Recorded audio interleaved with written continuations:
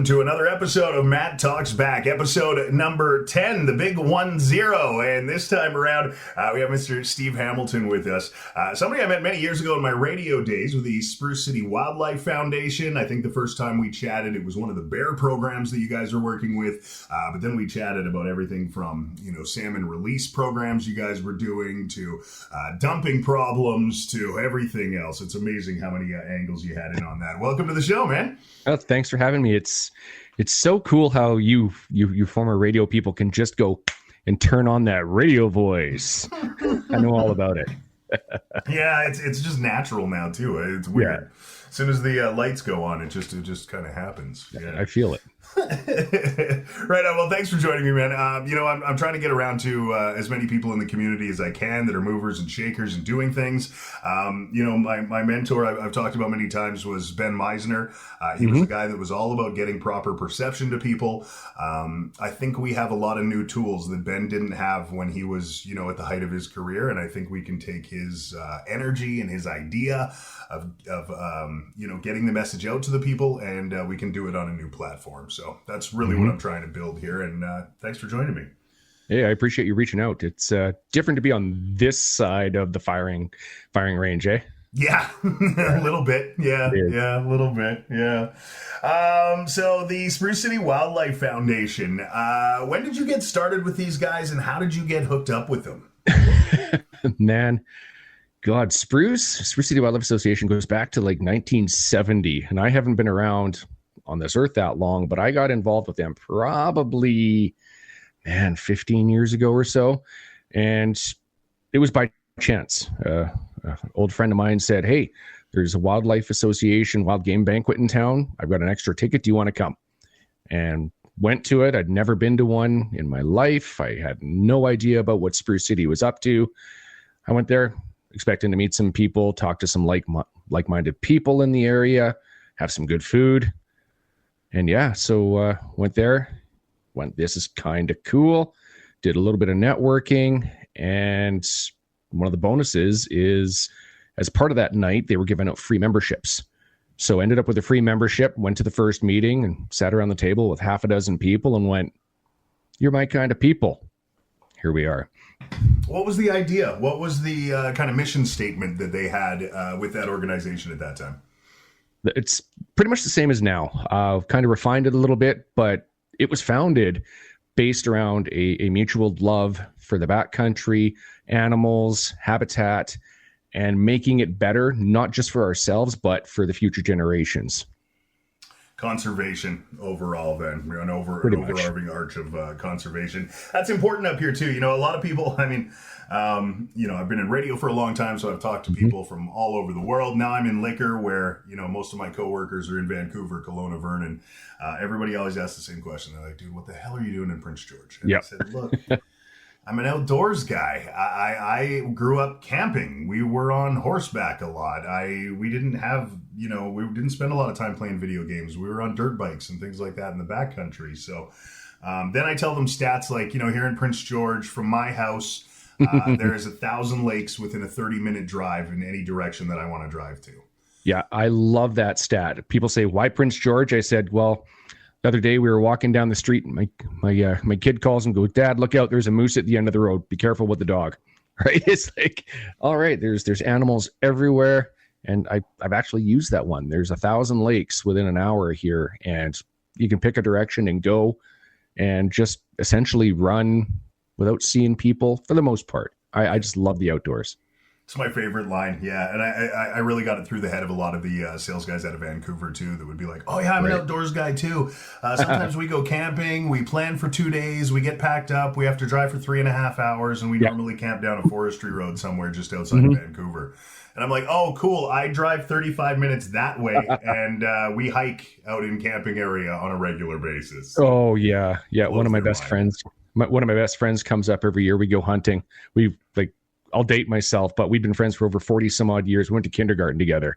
He lives in the Lower Mainland, and he was up here, in May, then again in, 2 weeks ago, we went fishing out in Rupert.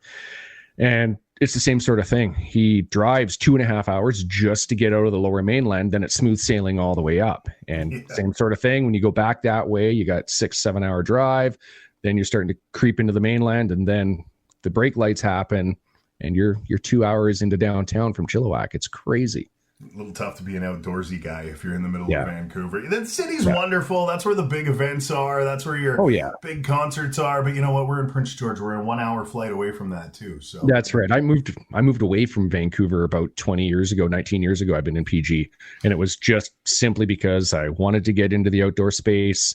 Had family up here, and to be honest, I got sick of driving an hour each direction to go to and from work when it was 10 kilometers in a straight line. 100%. Yeah, 100%. It doesn't take long before people are like, oh, that's why you're in Prince George. Yeah, pretty much. Looks like a bit of a hole compared to Vancouver, but it's a good trade-off at the end of the day when you look at what we get to deal with for our fun and for our activities and stuff, too. Yeah, nailed it. So yeah, I mean, we already answered the next question just organically there. We can just move on from that one. Your passion, though, has actually led to you to getting some pretty impressive hardware, especially over the past couple of years here. It kind of seems that way, doesn't it? It depends where you want to start with this, Matt. Which one do you want to start? You know what? Let's start on your Citizen of the Year, because that's the first one I got from like 2022, I believe, is that when that one came out. It was you and Mary TG and Dave King that were announced, and then Patty Perot that year was the annual difference maker. Tell me a little bit about grabbing that award. What was the reasoning that they handed that one out? And tell me a little bit about that experience. That was kind of surreal. I had a phone call, and you know, you look at the number and you're like, I kind of recognize that, but I'd not really. So you send them to voicemail, right? And then they left a message, say it was the PG Community Foundation. You need to talk to me about something. And I called them back and left a message. So we played a little bit of phone tag, got an email, same sort of thing. Finally ended up connecting and said, hey, you've been nominated as a Lifetime Achievement Citizen of the Year for Prince George. And I went, I called you, so this isn't some sort of scam. Would you be willing to accept it? And I went, of course. So long story short, ended up on stage with, as you saw, some powerhouses there.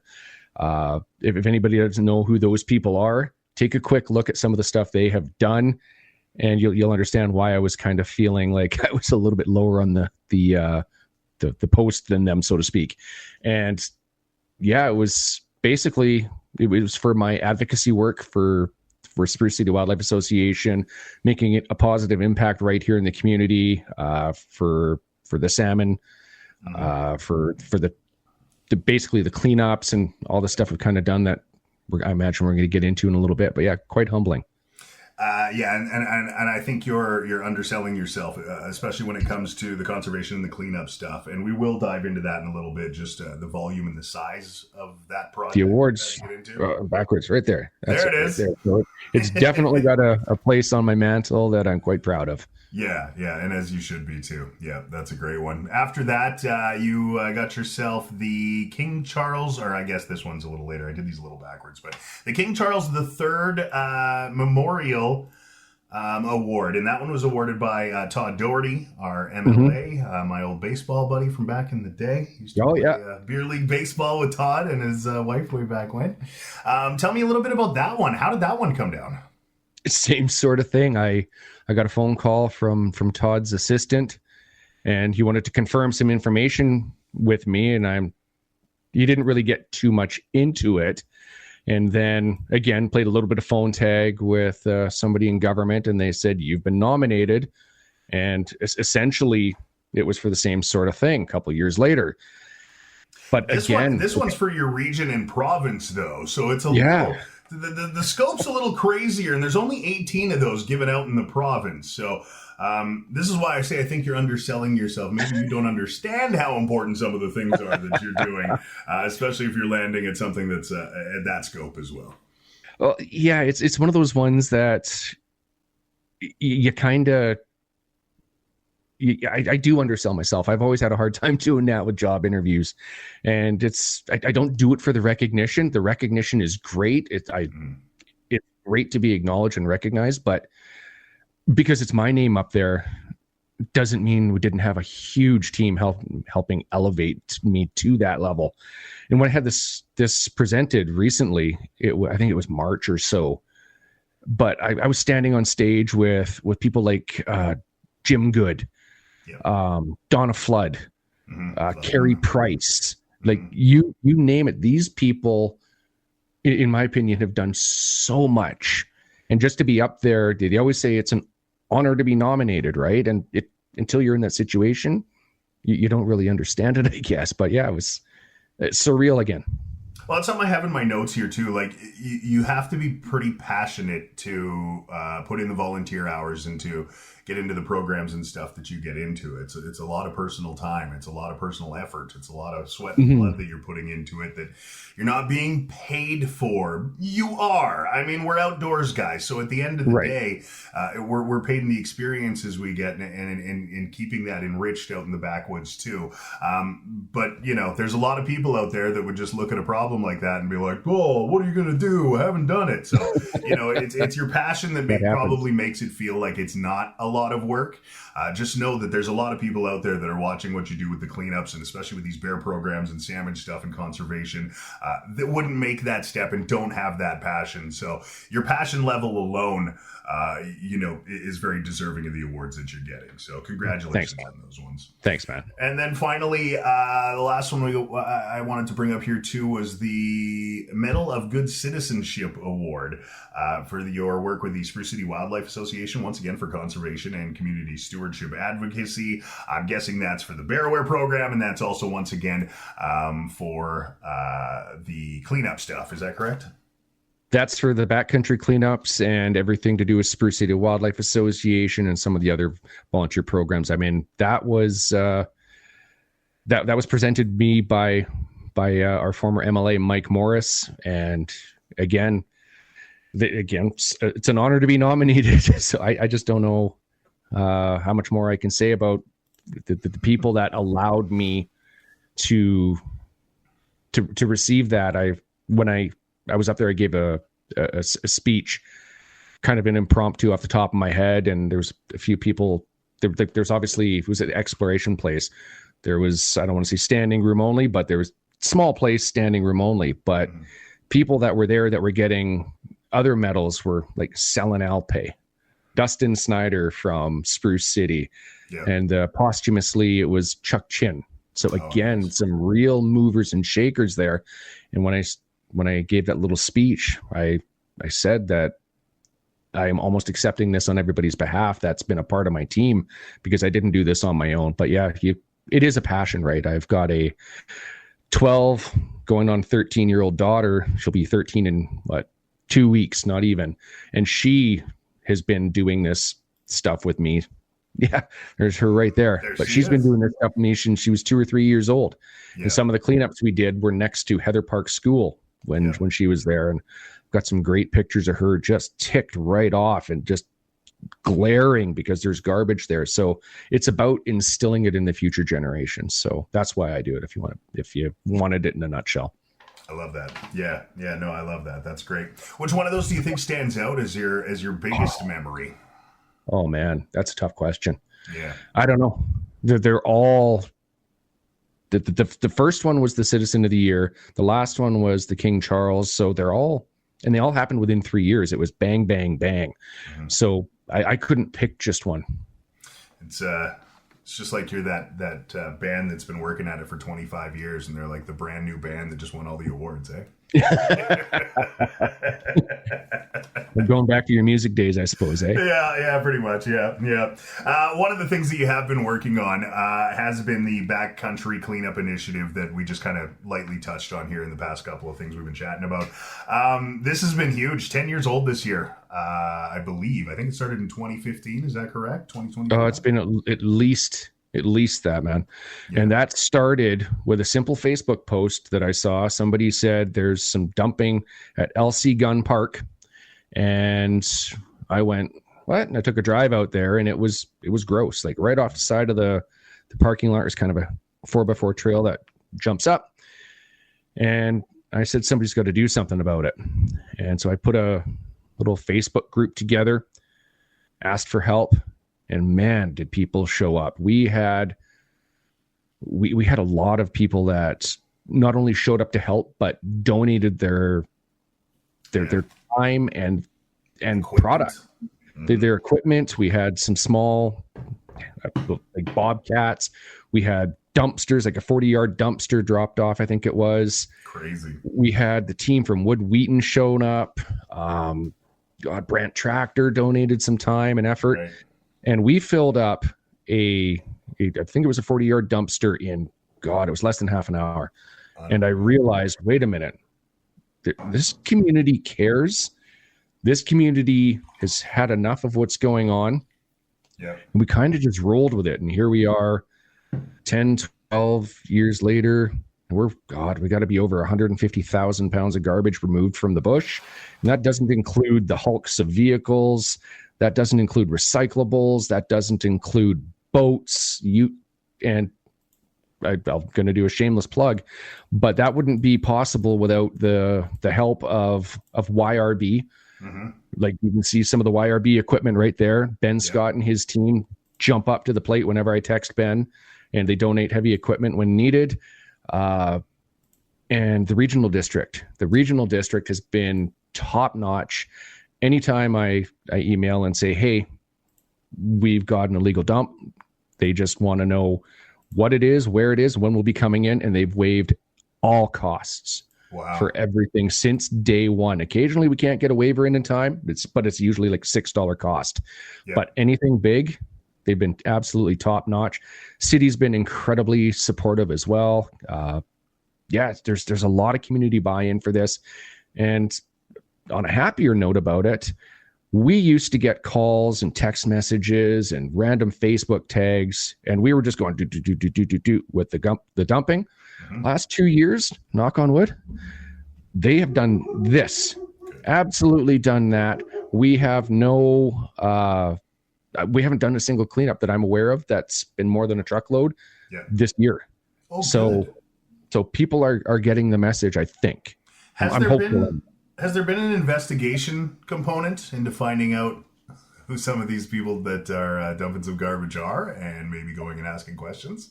Absolutely, there has been. I'm kind of glad you asked that. There's a lot of steps that need to be followed in order to have an investigation opened and tickets filed. Yeah. And quite happily, I can say that we have been successful in getting all steps needed for the conservation officers and natural resource officers to successfully ticket and charge people for illegal dumping. So yes, absolutely, there has been. Awesome. Good. One thing that I get a little worried about, I do see people, going out there and doing their own investigation sometimes, which is good. But I see people jumping to conclusions sometimes too, which is a little scary. Somebody finds one piece of mail and they're like, this is the person. And you're like, okay. Yep. And we've seen that too, where they're like, well, we hired someone to take our garbage out for us. And, many times. I get the frustration, but you nailed it, Matt. Yeah. Just because you find a piece of garbage that's got a mailing address on it does not mean that that's the person that dumped it. All you have to do is drive around, as sadly as it sounds, drive around the base of foothills this time of year, and you will see garbage up in the bush, right? A bear has grabbed it and taken it into the bush. Yeah. Some of these big dump sites have been exactly that. They paid someone to dump their trash, and they take that money and run. We've had disgruntled landlords and owners evict people, and the people don't move out properly. They get frustrated, they move it. So it's not always the name you find on the piece of paper. That's right. Yeah. We got to think it all the way through at the end of the day. Thanks to those people for diving in and doing that. Oh yeah. But let's just make sure before we throw somebody completely under the bus that we're sure of what's going on. But it is also very good to hear that you guys have been able to meet the requirements of the law to actually get some people that are doing this, brutally and in the wrong spirit. That they're getting hit as well. I'll add one more thing to that. Mm-hmm. We've had it in the past where someone has said, "Oh, go dump it back on their lawn," and they have. Yeah. And that person has moved out months ago. Oh. And that person that dumps it then gets a ticket for doing it because now they're illegally dumping. As So you would. Yeah. yeah, Yeah. So let's be careful out there. Let's make sure that the right people are being punished. But absolutely, let's punish the ones that are doing it, because it is disgusting when you're walking around. it really is. We've got some beautiful areas out here. I love LC Gun. It's my favorite place to go and go and do a run with the dogs, because it can be as hard or as easy a walk as you want. And it drives me nuts. I mean, we've had that dump in behind there in the past that was causing some issues. That's gone now. They use it as a dumping area now, which I have my own issues on. We'll talk about that another time. But, it's the worst when you see somebody that's going in there and doing it as a dumping project because they're lazy or they didn't want to pay some money. Yeah. Now, on the money side of things, though, we did see regional districts bring in their fees for garbage here not too long ago. Did we see an increase in illegal dumping when that happened? No, not even a little bit. It was always the same amounts, always the same type of stuff, which kind of leads me and others involved in this program to believe that you've got a core group of people that are doing the same sort of behaviors over and over. I have in the past. I live up past the Foothills dump. I've come up behind people and you're like, oh, are they going to go to the dump? My kid will be like, follow them. They're not going to go to the dump. And you watch them and they turn right in. Yeah. So like I said, we have got them in the past, but no, I was actually kind of shocked. I figured that we might see a spike, but no, there was no change whatsoever. Gotcha. There is one issue that I have seen up there that could cause this type of a problem, though. And I think that the way that they charge at the landfill might need to be revisited, because doing it by weight is tough. I did a roof replacement on my house a few years ago with a very tight budget. And when we finished that roof replacement and I went to go dump my old roofing, I figured $100 to get my roofing dumped. It was, I think, about an $800 bill by the time all was done. Yeah. Wow. And I said to them there, I said, how can you guys expect that people could have a budget ready for this at any given time? And I said, and if I couldn't pay this at this moment, what do I do? Where do I go? And, the other thing is, it's space at the end of the day is what's being taken up there. And that's what we should be renting. How does weight have anything to do with space? So, I think it should almost be more of the area, maybe, of the box. Maybe you've got, you're not fully full. We could say you've got half of a box full. Therefore, it's this many square feet. That way, at least when you're done your project, you could be like, okay, I know that it's going to be about $200 for my dumping fee. I can cover that. I can factor for that. Let's go and get that done. Yeah, that's a neat approach. I've never thought of it that way, and I don't know too many people that have. Yeah, it'd be kind of cool. It'd take some work, obviously, getting it into place, but I do think that'd be a neat approach. You should come to council and bring that up. See what they say. I got a few council members on my old Matt Talks Back list here. We'll keep pitching them at them until somebody gets it. Keep me involved in that conversation, because so do I. 100%. Actually, that's a good idea. I will. I'll let you know how that goes as we chat with them as well, and let's keep connected on that, because I don't think it's a problem that we're charging for garbage. I think that has to happen. Our taxes are going up year over year, and we should be paying for, if you're bringing massive truckloads of garbage, there should be some type of a charge. I just want it to be fair, and I want it to be so that people aren't in a position where, like I was, you could be in a spot where you don't know what the hell to do with the garbage that you have. Right. So, right. I'm sure that happens. I bet it does. I bet there's more instances than that. So something we'll keep in contact about anyway. How can people continue to help with this? What can they do? Can they join your initiative, or is it more just awareness and keeping an eye out and letting you guys know when you see something? A mix of all of that. Best way to get involved, just for anything to do with conservation in Prince George, is join Spruce City Wildlife Association. I think it's like $35-$40 a year for your membership, and it's worth every penny, because you can not only get involved with the backcountry cleanups, you can get involved with some of our moose habitat restoration areas, the salmon release, the salmon brood capture. We got another one coming up soon.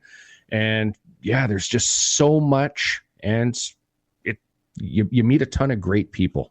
Very cool. And you probably get a lot of the inside info on some of those secret spots that not as many people know about. You really do. But if joining Spruce isn't in your wheelhouse, you can always find me on Facebook. I'm pretty easy to find. You'll usually see, if there's somebody dumps garbage. You'll usually see me get tagged about 5 or 10 times, usually by people that I have no idea who they are, but they're well-meaning, and they go, Steve will help get to it. Right. So I kind of rally the troops, and people like Don Willamont is always on my right side, and vice versa, to clean up these things.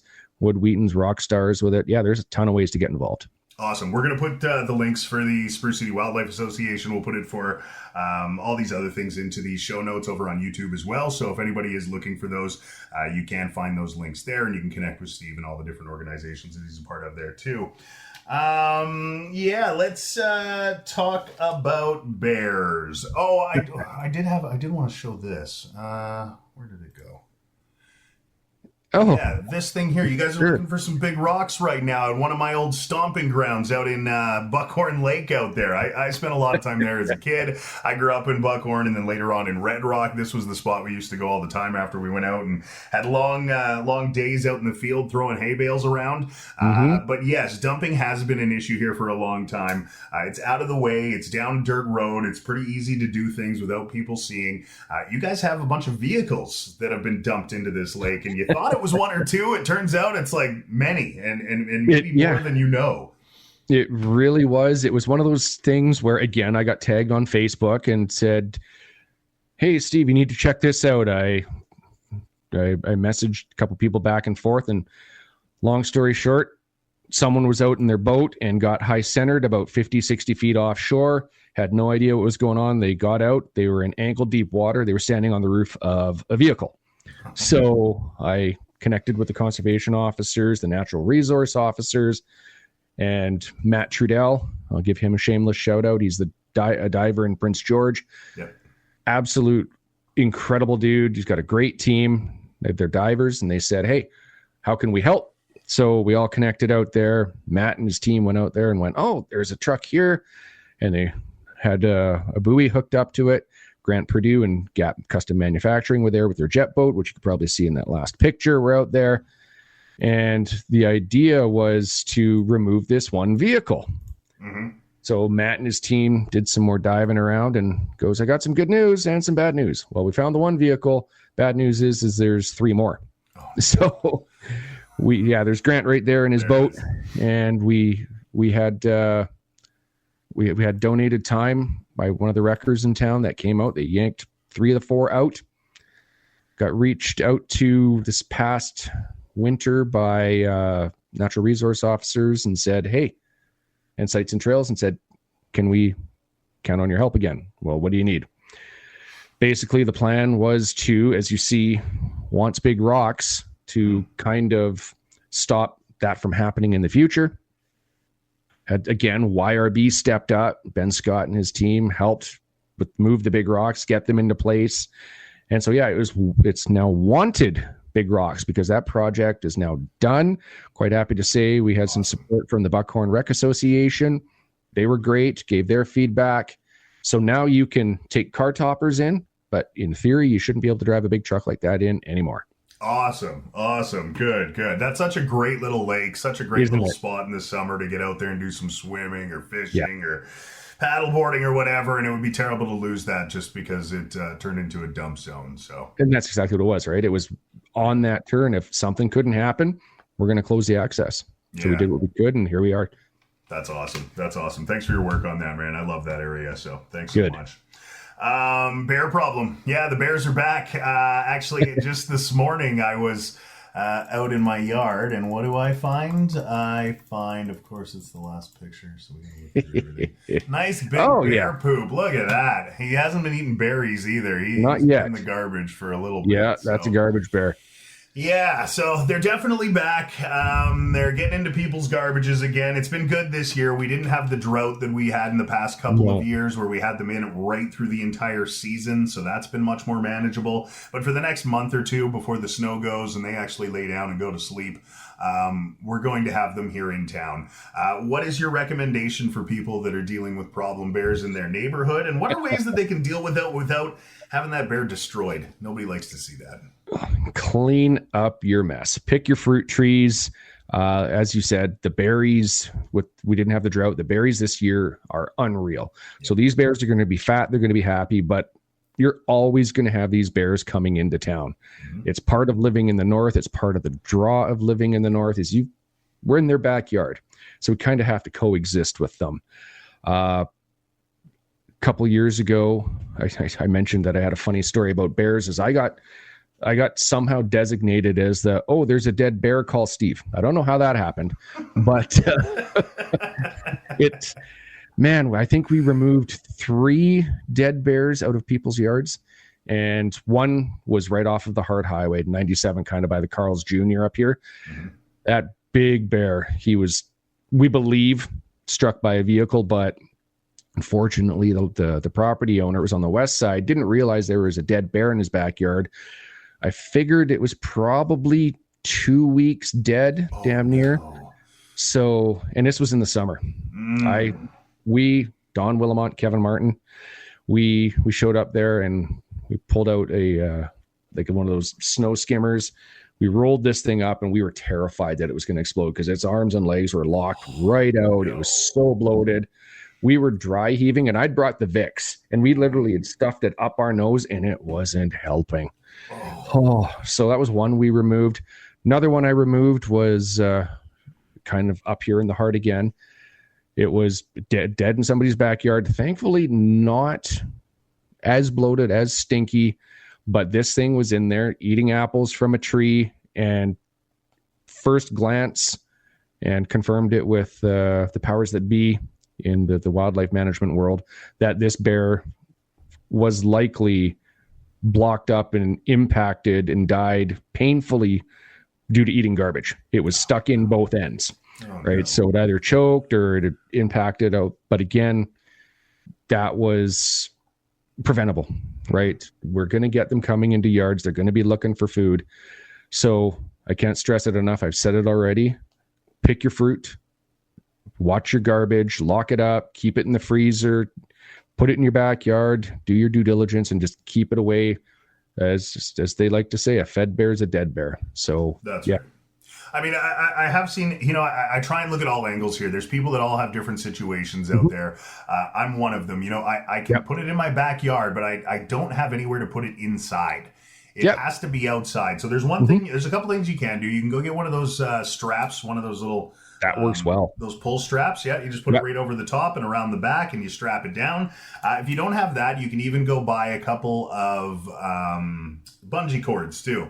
Even bungee cords right across the back. It's got a nice little hook that you can put it across the bottom, and then you come across the top of it. They can't get the lid open. They'll knock it over. They'll whack it around, but they'll move on. They don't stick around for very long when that happens. They're quite intelligent that way. They know where they can come get easy food, and they know where they can't. I've been here, like I said, 18, 19 years now. I've had a bear in my carport once that I'm aware of. And that was the first year I lived here. I kind of opened the door at this time of year and I went, open the door to go to work, and I went, oh, sorry. Wait a minute. I just said sorry to a bear.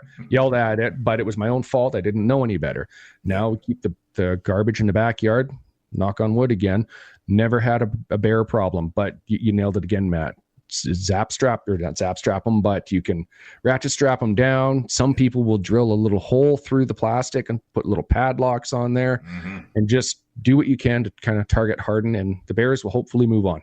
They're not going to be awake much longer. Yeah, and it's not that much of an inconvenience, especially with the straps or the cords. It's really easy. You just pop it off, toss your garbage back in, pop it back on again, and then you take it off when you bring it out in the morning, and then you're good to go.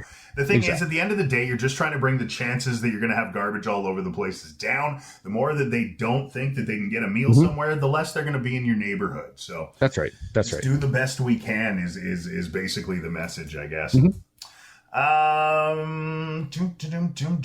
So, last but not least, you really got into this podcast game here in the last little while. You just fall into things, eh? You're just kind of in places. You meet people, and all of a sudden you're doing something else. You are a podcast host, the #1 show on Wild TV. Tell me a little bit about Wild Talk, how you got involved with it, and what your podcast is about. Oh, if we want to dial it back, we go would be pre-COVID. Myself and Don Willamont, we're hunting partners. We were driving down. Would have been the Blackwater, and we're just doing our thing, back and forth, yammering at each other, talking about what if, and I looked at him and I went, we should get like a dash cam here and record this. That'd be kind of a cool conversation. People might want to listen. This was kind of podcasting, just kind of starting to get mainstream. And Don being Don, 2 weeks later, he calls me. He goes, I bought all the podcast equipment. We've got a podcast now. I went, oh, do we? So him and I started what was called the Cut Banks Conversations. And I think we ran through 35, 40 episodes and talked about local issues. Had a lot of cool guests on and got some really good traction. And then just as they do, they kind of lose steam and just we figured it had run its course. Yeah.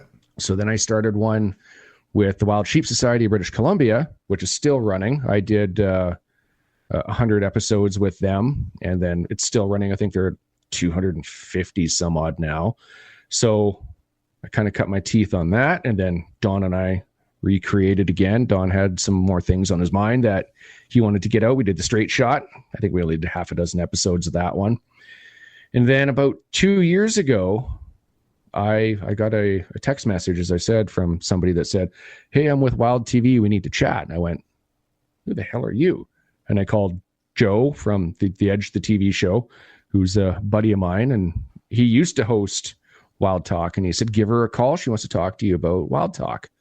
And I had no idea what Wild Talk was. So she said, you've been recommended. We'd like to kind of run a dry run with you to see how you're going to do. Yep. We're going to interview you, see how you interview us. And here we are 2 years later. The show's number one on the network. We've got, it's the number one rated outdoor network in Canada. We've got eyes in the States through the app and the digital platforms. We're into Europe. We're into Northern Africa, and we're expanding. So it's kind of an outdoor-based conversation. Go figure, hey? Yeah. What do you know? Yeah. That's really cool. I actually, I watched a couple of your podcasts. I didn't know you were into podcasting before this. I was interested in chatting with you for the Spruce City Wildlife, the bear awareness, all the stuff we chatted about in my radio days that I knew you were a part of. And then when I started looking into your Facebook page, I was like, oh, damn, he's doing podcasts. Look at that. This is great. I got kind of excited. A lot of times you got to kind of coax people into the conversation, and right in that moment I'm like, oh, he's been at this a couple of years. This is easy. I barely even got to do any prep on this one. That's cool though. But I watched a couple of them. The last one I watched was you had the TikTok and YouTube star, the what no way guy on Sean your show Umscheid. What's his name again? Sorry? Sean Umscheid. Right. He's such a great dude. I love his personality on TikTok.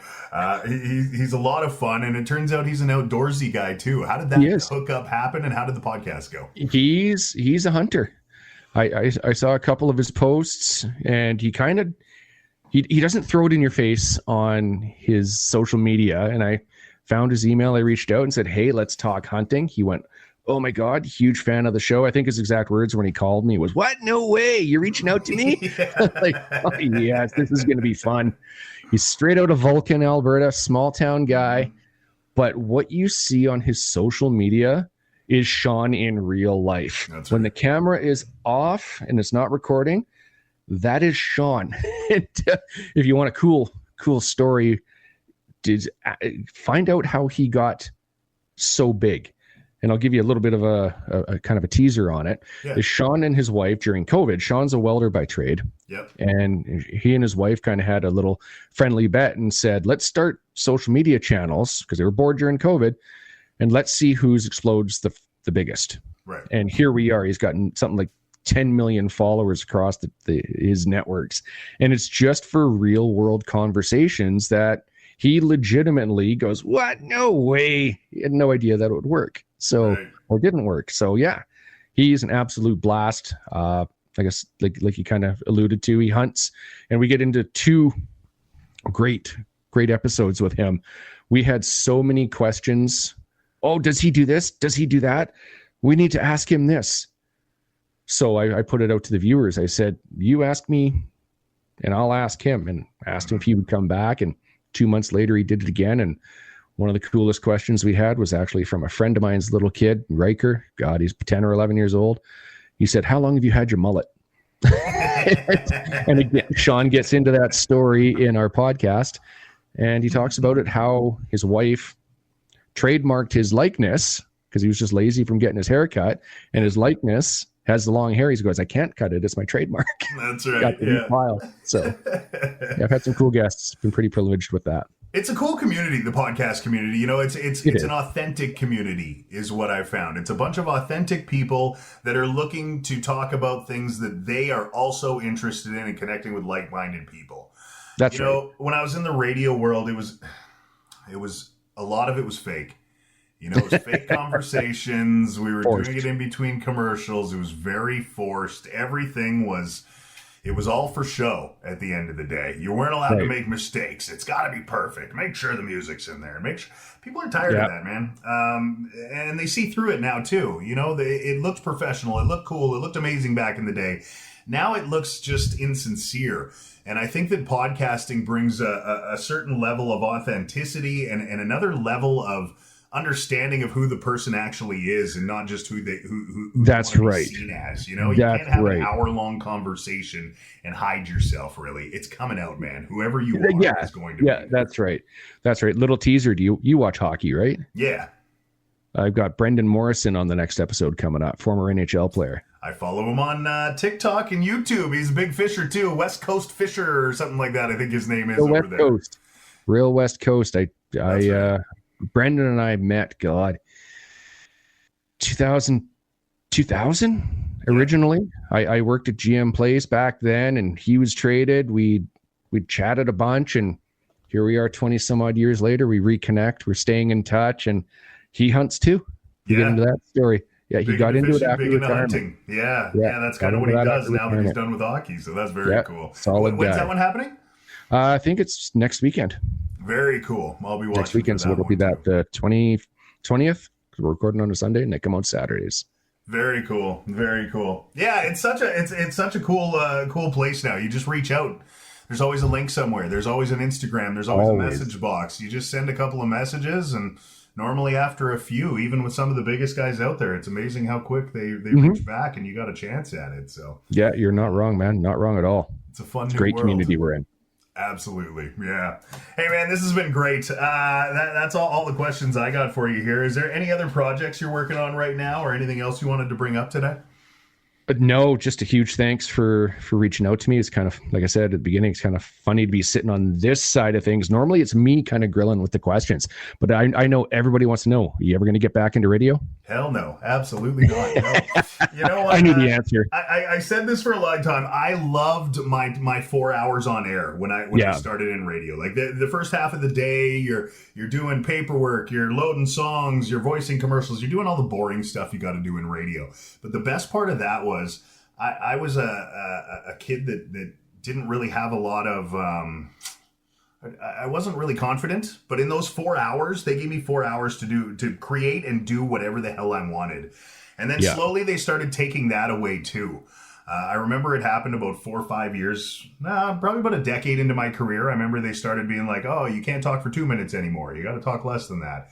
And by the time I left, we were down to 45 seconds they were giving us on air. And they had also structured the way I had to talk. So I had to say, I'm Matt Porteous on call letters. And then I had to do like this weird little commercial thing in between it. And then they gave me like 30 seconds on the back end to be creative. And they're like, if you're really creative, you can say everything you need in 30 seconds. And at that point, I was just like, oh, man, there's nothing good about this job for me anymore. I don't enjoy the way that they're structuring the way I have to speak. I don't enjoy that they're not letting me talk about the things I want to talk about.